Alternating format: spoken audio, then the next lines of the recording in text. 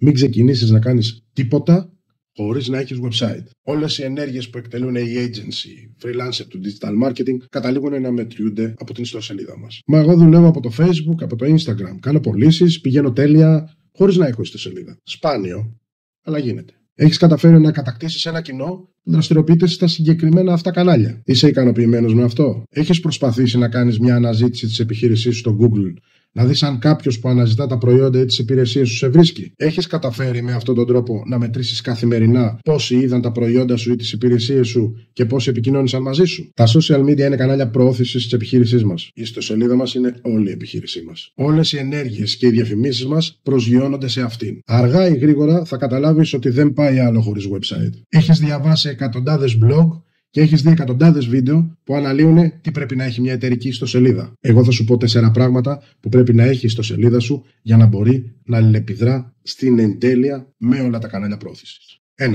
Blog. Πρέπει να διαθέτεις οπωσδήποτε ένα internal link, ένα εσωτερικό link δηλαδή, ή ένα μενού στο οποίο να μπορείς να παράγεις άρθρα, ή αλλιώς περιεχόμενο, ή αλλιώς content. Ό,τι άρθρα δημιουργείς θα πρέπει να καταλήγουν σε ένα call to action, δηλαδή σε μια προτροπή του χρήστη. Μπορεί να είναι η συμπλήρωση μια φόρμας επικοινωνίας, ένα κουμπί call now που θα μπορεί να σε καλέσει τηλεφωνικά, ένα link που μπορεί να του δώσεις να κατεβάσει ένα PDF που θα είναι χρήσιμο για αυτόν, ακόμα και ένα link που θα τον προτρέπεις να κάνει κλικ για να δει ένα βίντεο σου. Νούμερο 2.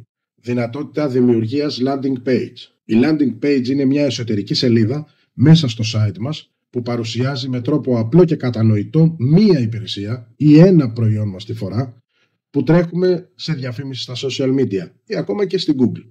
Καταλήγει πάντα και αυτή σε μία προτροπή στο χρήστη, σε ένα call to action, που μπορεί να είναι και αυτό μία συμπλήρωση φόρμας ενδιαφέροντος ή ένα κουμπί αγόρασε τώρα. 3.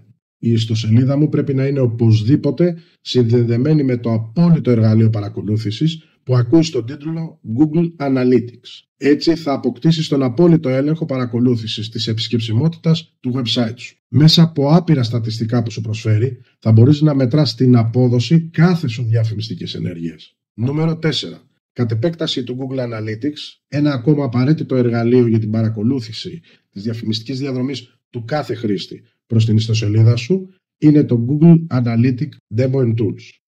Και πιο συγκεκριμένα το URL Builder. Είναι ένα εργαλείο που μπορείς να δημιουργήσεις short link για τη landing page ή το blog σου και μετράει όλες τις ενέργειες που γίνανε πάνω στο συγκεκριμένο link. Σίγουρα σου έχουν δημιουργηθεί πολλές απορίες. Γράψε μου στα σχόλια τη δική σου και stay tuned για τις απαντήσεις.